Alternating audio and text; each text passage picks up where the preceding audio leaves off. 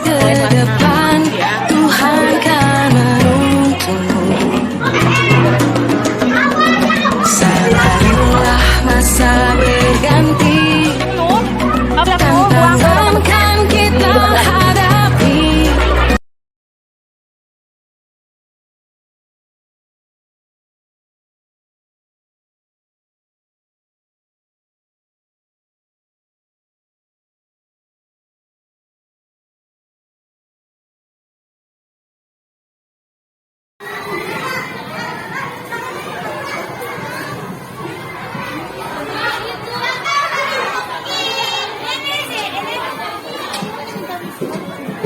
Pakai tangan keluar ke ini di sini kosong.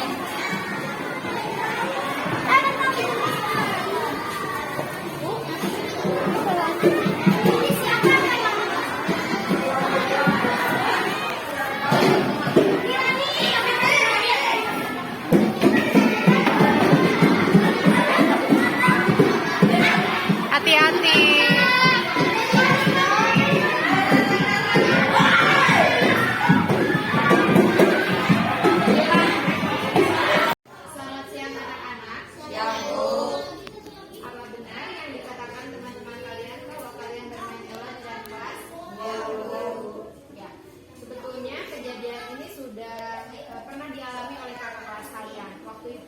Sampai jam dinding dan juga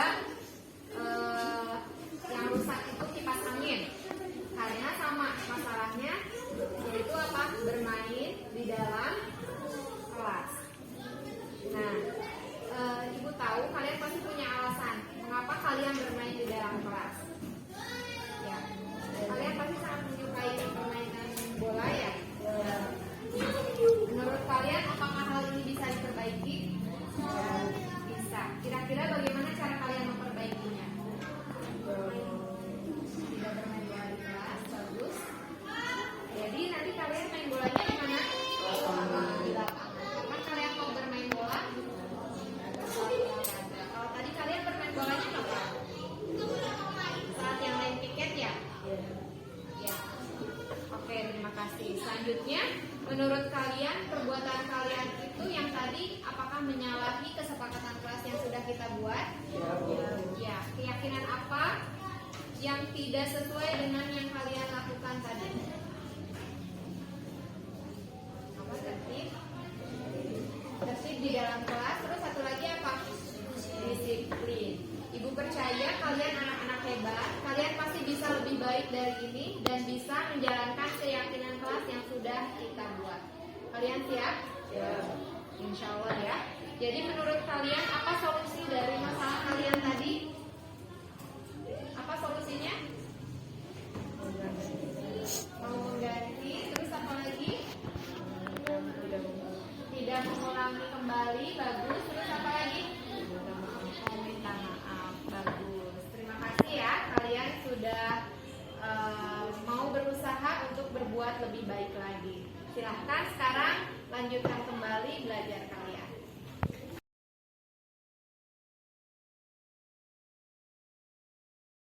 Selamat siang anak-anak. Ya, Bu. Apa benar yang dikatakan teman-teman kalian bahwa kalian bermain bola di dalam kelas? Ya, Bu. Ya. Sebetulnya kejadian ini sudah pernah dialami oleh kakak kelas kalian. Waktu itu sampai jam dinding dan juga yang rusak itu kipas angin, karena sama masalahnya, yaitu apa, bermain di dalam kelas. Nah, ibu tahu kalian pasti punya alasan mengapa kalian bermain di dalam kelas. Ya, kalian pasti sangat menyukai permainan bola ya. Menurut kalian apakah hal ini bisa diperbaiki? Bisa. Kira-kira bagaimana cara kalian memperbaiki?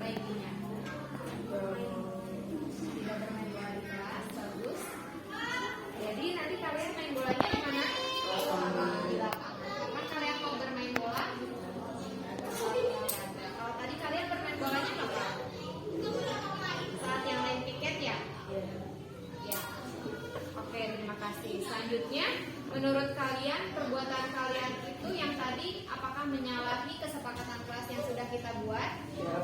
Ya, keyakinan apa yang tidak sesuai dengan yang kalian lakukan tadi? Apa tertib? Tertib di dalam kelas. Terus satu lagi apa? Disiplin. Ibu percaya kalian anak-anak hebat. Kalian pasti bisa lebih baik dari ini dan bisa menjalankan keyakinan kelas yang sudah kita buat. Kalian siap? Insya Allah ya. Jadi menurut kalian apa solusi dari masalah kalian tadi? Apa solusinya? Mau mengganti. Terus apa lagi? Tidak mengulangi kembali. Bagus. Terus apa lagi? Mau minta maaf. Bagus. Terima kasih ya. Kalian sudah mau berusaha untuk berbuat lebih baik lagi. Silahkan sekarang lanjutkan kembali belajar kalian.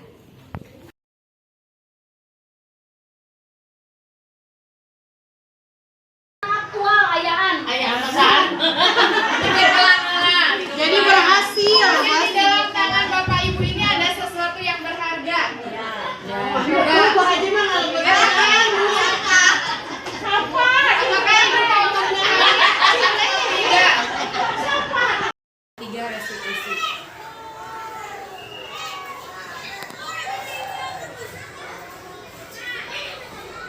Nah, coba Bapak Ibu, apakah Ibu setuju hukuman dapat mendisiplinkan anak? Menurut pengalaman Ibu di kelas, apakah Ibu pernah menghukum anak? Pernah. Nah, menurut Bapak Ibu bagaimana? Apakah hukuman bisa mendisiplinkan anak?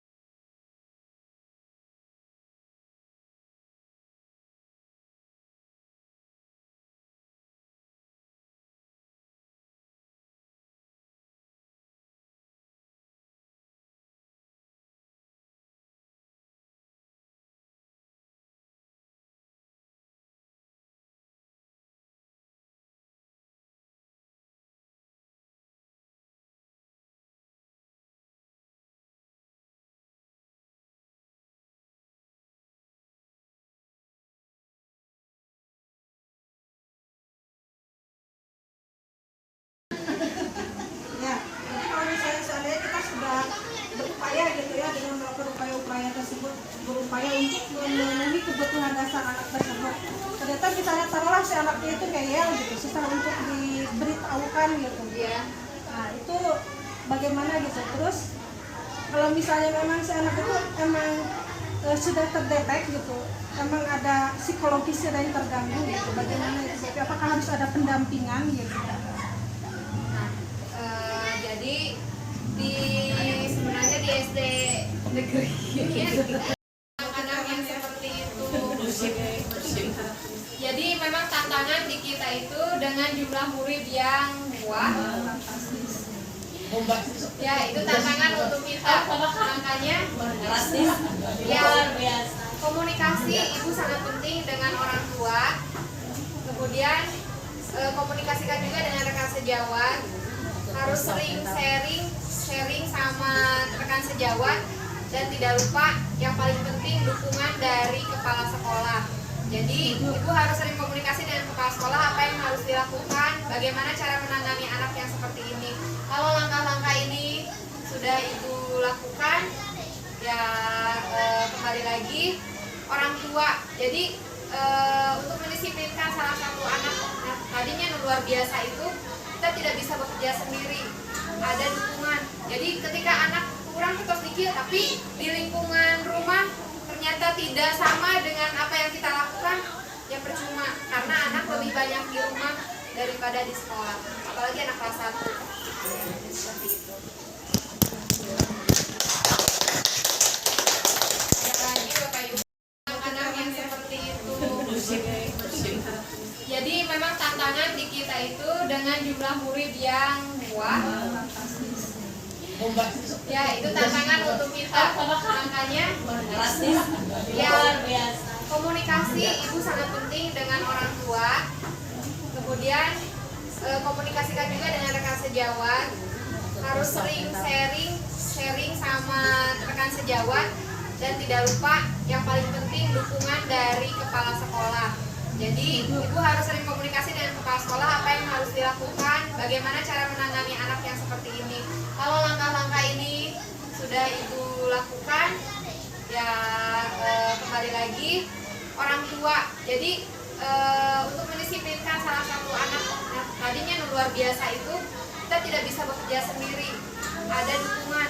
Jadi ketika anak kurang ketos dikit tapi di lingkungan rumah ternyata tidak sama dengan apa yang kita lakukan, ya percuma, karena anak lebih banyak di rumah daripada di sekolah, apalagi anak kelas 1. Seperti itu. Ya lagi Bapak Ibu, anak yang seperti itu. Jadi memang tantangan di kita itu dengan jumlah murid yang wah, ya itu tantangan untuk kita. Makanya ya komunikasi ibu sangat penting dengan orang tua. Kemudian komunikasikan juga dengan rekan sejawat. Harus sering sharing sama rekan sejawat, dan tidak lupa yang paling penting dukungan dari kepala sekolah. Jadi ibu harus sering komunikasi dengan kepala sekolah apa yang harus dilakukan, bagaimana cara menangani anak yang seperti ini.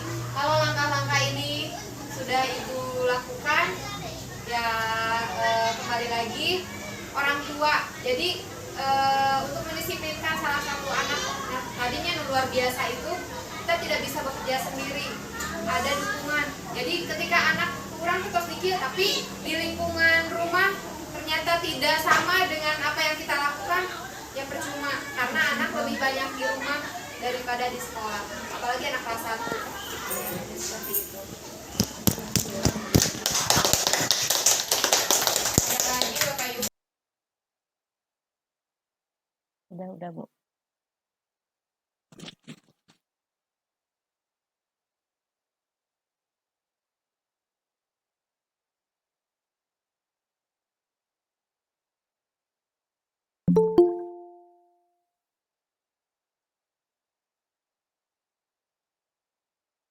Ada Bapak Ibunya hilap hari iya sedap.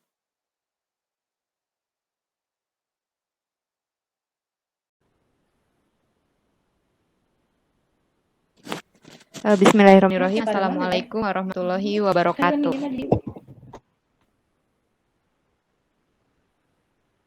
Suara saya terdengar Bapak Ibu?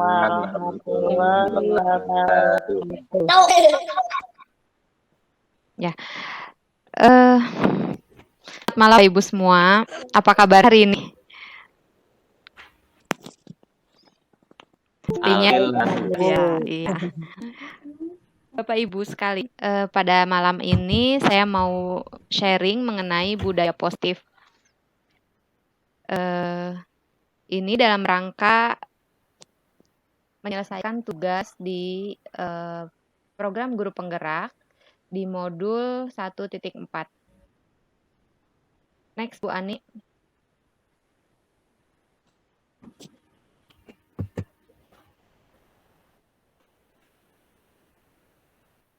Sudah masuk Pak?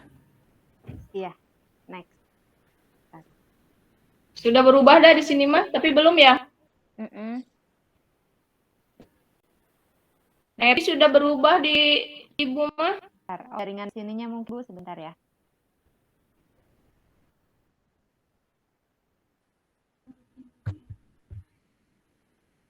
Ada ya? Ya ada. Udah Bu. Ya. Baik Bapak Ibu, kita ke pertanyaan pemantik.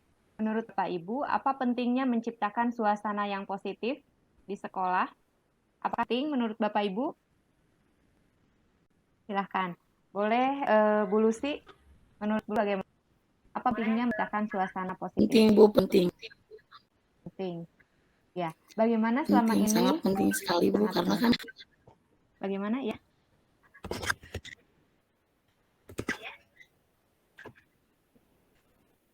Halo, Ibu suaranya terputus.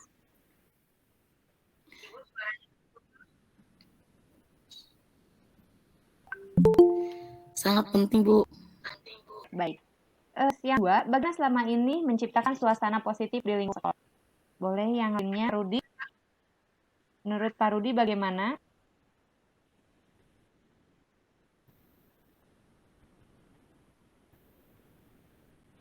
Oh, Rudi sedang ke belakang dulu mungkin.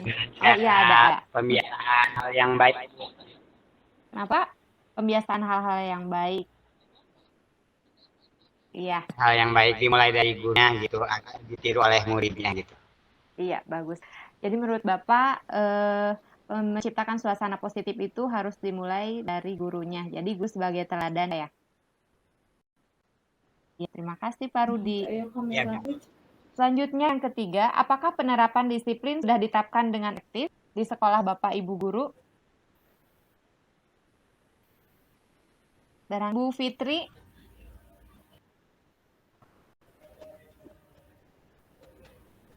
Pak Rudi lagi. Rudi bagaimana? Bagaimana? Apakah hanya disiplin? Oh sudah. Bu Fitri bersuara. Ya, terima kasih Bu Fitri. Apa saja harapan-harapan yang ingin kita berkembang pada diri kita sebagai seorang pemimpin pembelajaran yang memiliki pengaruh pada sekolah? Yang harapan kita pada diri kita sendiri itu apa? Barangkali yang lainnya. Barangkali harapan untuk pada diri kita sendiri seorang pemimpin Harapannya kalau pembelajaran. misalkan Ya, lebih sabar lagi Bu kalau menghadapi anak-anak itu. ya, sabar ya. Yang kelima apa Menghadapi harapan ya, itu KR. proses harapan kita untuk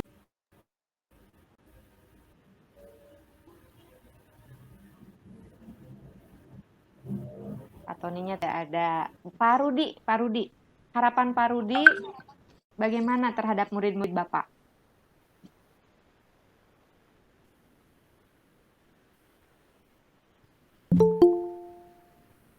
Suara saya terdengar Ibu Bapak?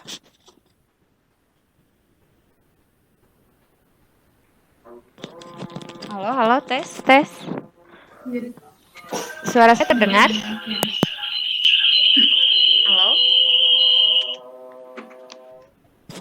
Halo, tes. Bapak suara saya ada? Halo, tes. Bentar. Mungkin menjadi anak yang mempunyai profil Pancasila, Bu Epi mungkin. Sesuai dengan profil Pancasila, pelajar profil Pancasila. Profil pelajar Pancasila. Iya. Sebentar Bapak Ibu ya, ini aduh. Suara saya terdengar Bapak Ibu? Ada? Halo? Tes. Ya, suara saya terdengar? Terdengar, Bu.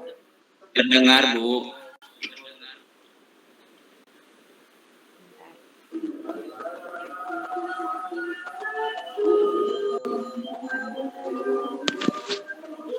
Mikrofonnya nggak jalan yang di laptop. Ya, Bu Ani baik. Ya, Bu Ani itu selanjutnya, saya selanjutnya. Saya selanjutnya. Ya, saya baca di kolom chat. Harapan Bu Lusti terhadap anak-anaknya ya.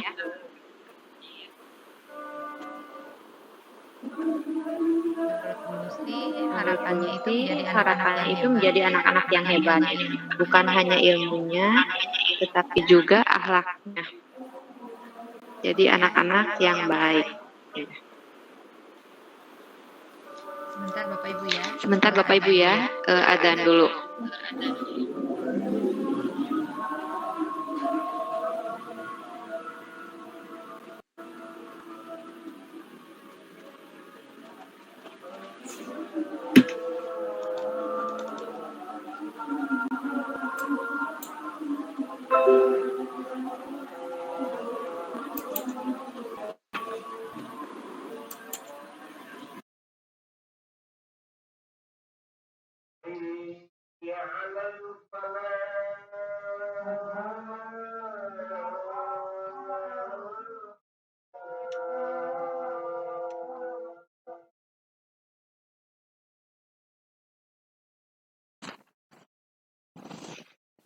Bapak Ibu kita lanjutkan kembali eh, materinya. Yang pertama teori kontrol ya.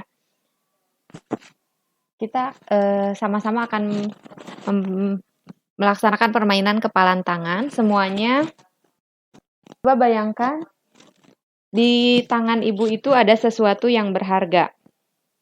Ya, Ibu memegang sesuatu yang berharga dan teman Ibu mencoba untuk membukanya dengan berbagai cara. Teman Ibu mencoba membuka kepalan tangan Ibu Bapak itu dengan berbagai cara. Apa yang akan Ibu lakukan?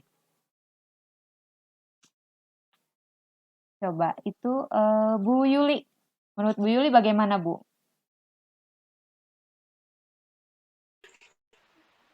Ya berusaha aja Bu untuk membukanya, bagaimanapun caranya. Sebisa mungkin membuka kepalan tangan itu. Oh gitu ya. Ya. Jadi Ibu sebagai yang memaksa membuka atau yang punya barang berharga itu, Bu?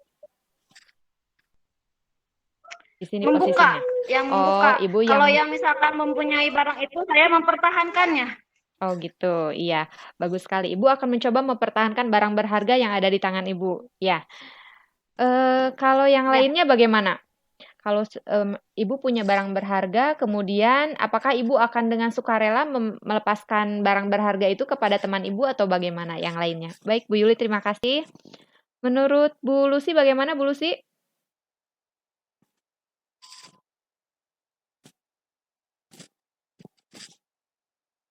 Enggak Bu, saya mau diskusi dulu. Oh iya, mau diskusi dulu. Ya, jadi kita lihat ya Bu ya di slide selanjutnya Bu Ani.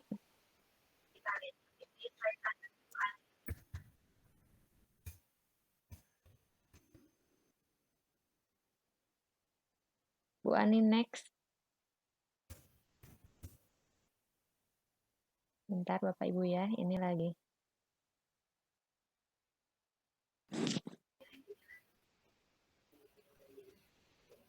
Iya, Bu Ani next.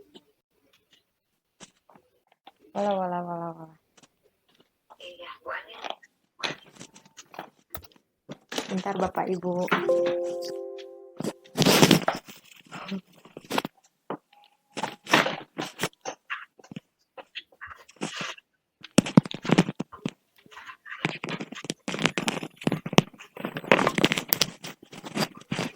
Baik. Nah, Ibu tadi, permainan tadi berhubungan dengan teori kontrol ya. Teori kontrol itu banyak sekali miskonsepsi tentang teori kontrol, Bu. Menurut William Glasser, dalam bukunya Kontrol Teori yang kemudian hari berkembang dinamakan Choice Theory, meluruskan beberapa miskonsepsi tentang makna kontrol. Jadi, miskonsepsi yang pertama, dikatakan bahwa guru mengontrol murid. Padahal seharusnya kenyataannya semua perilaku murid itu memiliki tujuan. Semua perilaku memiliki tujuan bahkan terhadap perilaku yang tidak disukai. Jadi ketika seseorang melakukan sesuatu itu pasti ada tujuannya, ya. Ketika murid melakukan sesuatu, misalkan murid melaksanakan piket Belakangnya, setelah itu kita bisa menggunakan segitiga restitusi dan kita memposisikan diri kita sebagai seorang manajer kalau ada anak yang punya kebiasaan tantangan seperti itu. Mungkin itu ya Bapak yang bisa ditambahkan. Baik, terima kasih Bu Ani. Ya, jadi setelah ya betul sekali. Jadi kita sisihkan diri kita sebagai manajer dan lakukan tahap-tahap restitusi tadi gitu. Ada lagi Ibu, silahkan.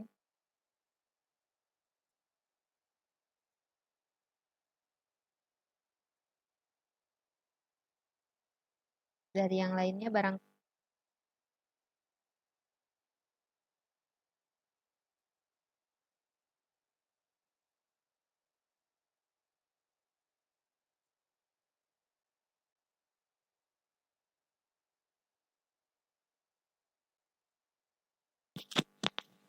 Ya, mungkin sudah selesai ya Bu ya. Sepertinya tidak ada lagi yang mau bertanya. Baik, Bapak Ibu terima kasih atas waktunya. Boleh dinyalakan dulu kameranya.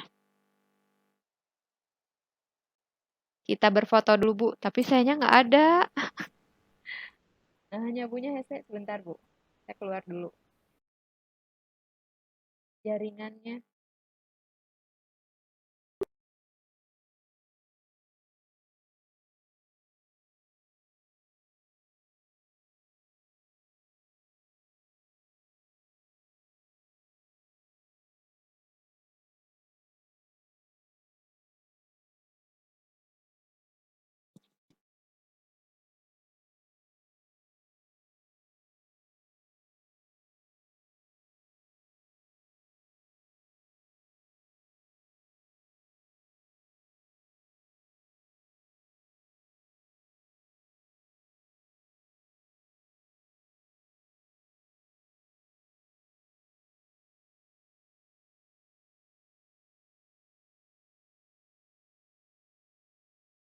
Di HP.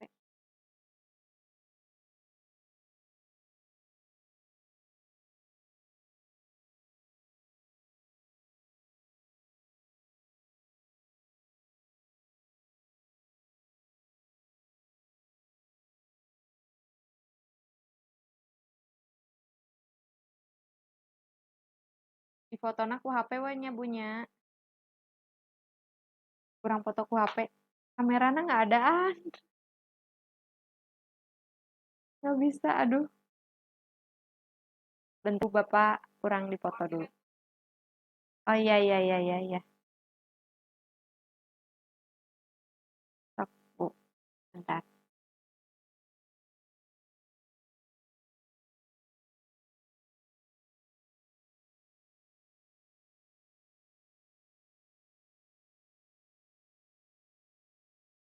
Udah, Bu?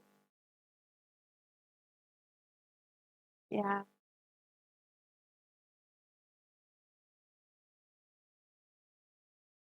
Ya, atur nuhun Bapak Ibu sadayana. Atur nuhun pisan. Jazakumullah khairan kasiron. Terima kasih. Wassalamualaikum warahmatullahi wabarakatuh. Atur nuhunnya. Mangga boleh live. Iya. Dadah. Assalamualaikum.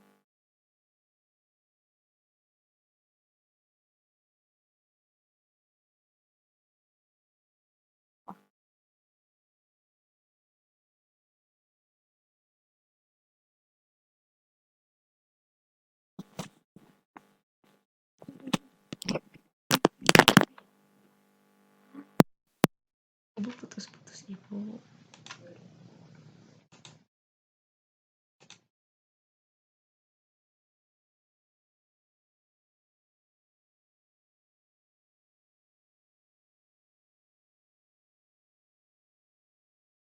Itu memiliki hak untuk memaksa. Nah, yang terjadi sebenarnya itu adalah memaksa itu tidak akan efektif dalam jangka waktu panjang. Jadi bisa saja ketika peristiwa itu terjadi, bisa saja kita melaksanakan anak itu melaksanakan sesuatu karena terpaksa ya, dipaksa oleh gurunya. Tapi lama-kelamaan anak juga akan merasa bosan. Sebentar, Bu.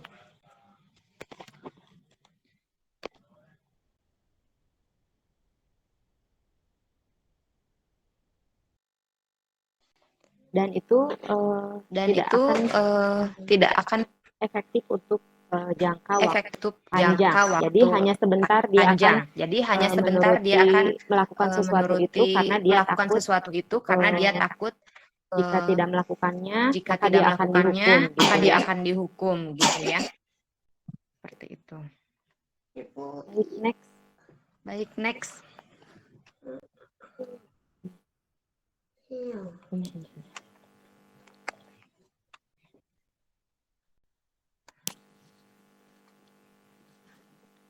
Nah, Bapak Ibu, review dari permainan kepala tangan tadi,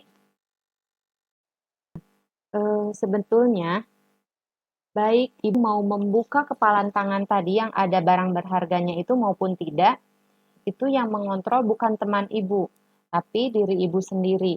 Apakah ibu mau temannya atau tidak? Ya, sebetulnya itu yang mengontrol diri ibu sendiri bukan teman ibu, tapi diri kita sendiri. Jadi teori kontrol menyatakan bahwa diri kita sendirilah yang punya kontrol, bukan orang lain. Gitu. Next, Bu Ani.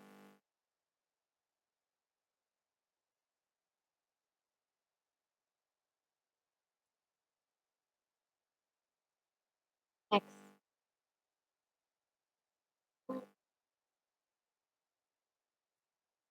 Materi yang kedua tentang disiplin positif. Kenapa budaya positif dihubungkan dengan disiplin positif? Karena pelaksanaan disiplin di sekolah itu, jika di sekolah sudah diterapkan disiplin dengan baik, maka akan mewujudkan budaya positif di sekolah. Seperti itu. Next.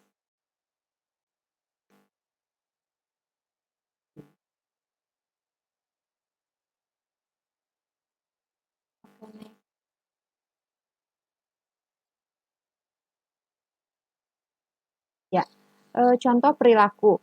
John tidak fokus saat pembelajaran. Kemudian di sini ada Joko datang lebih awal setiap hari. Nah, sebetulnya Jono dan Joko itu berperilaku itu ada tujuannya. Nah, tujuan Jono itu yang tadi Jono tidak fokus saat pembelajaran. Dia kenapa tidak fokus? Dia berusaha untuk memenuhi kebutuhan dasar.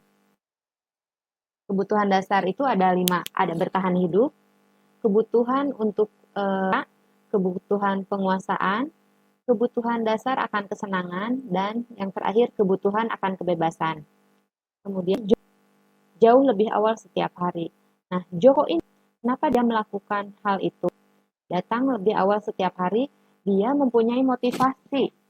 Apakah motivasinya karena takut akan hukuman, atau dia ingin mendapatkan penghargaan dari orang lain, atau dia melakukan hal itu karena dia menghadiri sendiri bahwa dia di dalam dirinya mempunyai nilai-nilai kebajikan atau mempunyai keyakinan-keyakinan diri bahwa dia harus bertanggung jawab. Dia harus melaksanakan kewajibannya setiap hari untuk datang lebih awal. Seperti itu. Next, Bu Ani.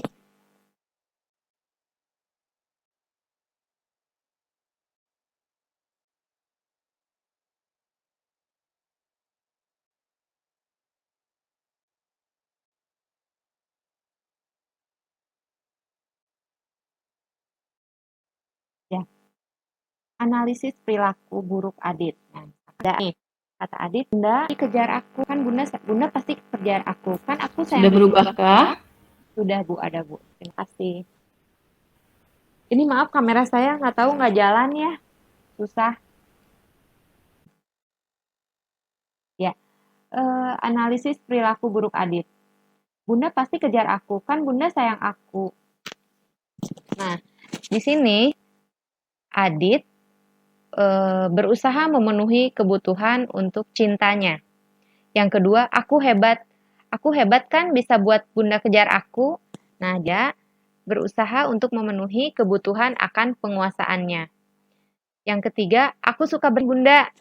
Nah, di saat itu, Adit sedang memenuhi kebutuhan akan kesenangan hidupnya. Yang keempat, aku bosan terus. Nah, di sini Adit sedang berusaha untuk memenuhi kebebasan hidupnya. Next. Analisis perilaku baik Budi. Budi setiap naik motor selalu memakai helm. Nah, di sini perilaku Budi itu bisa saja karena Budi takut akan hukumannya. Ketika Budi tidak memakai helm, dia takut akan kena tilang. Dia takut dihukum. Atau motivasi dirinya bisa jadi karena dia ingin mendapatkan penghargaan dari orang lain. Misalnya ketika Budi memakai helm, Budi terlihat keren. Nah, dia ingin terlihat keren, ya. Itu penghargaan, ingin mendapatkan penghargaan dari orang lain. Yang ketiga, kenapa Budi memakai helm? Karena dia mencoba menghargai dirinya sendiri untuk keselamatan dia, untuk keamanan dia. Ketika dia memakai helm, dia merasa aman, dia merasa nyaman gitu ya, akan selamat. Maka dia menggunakan helm gitu. Jadi motivasi dalam diri kita itu ada 3, Bu. Ada motivasi akan takut akan dihukum, motivasi ingin mendapatkan penghargaan dari orang lain, motivasi untuk menghargai diri sendiri gitu. Next. Nah, analisis nilai kebajikan. Nah, ini contoh-contoh nilai kebajikan ya, atau keyakinan. Yang pertama, tetap memakai masker. Yang kedua, buat nyaman teman. Yang ketiga, berjalan saja. Yang keempat, berkata yang baik. Yang kelima, berjalan di belakang. Nah, berjalan di belakang teman. Nah, Bapak Ibu, ini contoh dari keyakinan kelas ya. Tetap memakai masker. Jadi menggunakan bahasanya yang positif. Bukan misalkan gini, tetap memakai masker. Jangan lupa untuk memakai masker setiap hari. Jadi harus menggunakan kata-kata yang positif. Buat nyaman teman. Kata-katanya tidak seperti ini. Tidak boleh membuli teman, misalkan tidak boleh mencelakai teman. Nah, tapi kata-katanya dibuat positif seperti ini. Berjalan saja, tidak dengan kata jangan berlari. Nah, gitu ya. Berkata yang baik, bukan dengan kalimat ini. Jangan bicara yang kotor, misalkan bicara yang tidak baik. Berjalan di belakang teman. Ya, berarti ini semuanya ini menggunakan positif ya. Kalau nilai kebajikan atau keyakinan kelas itu kalimat seperti ini. Next, Bu Ani.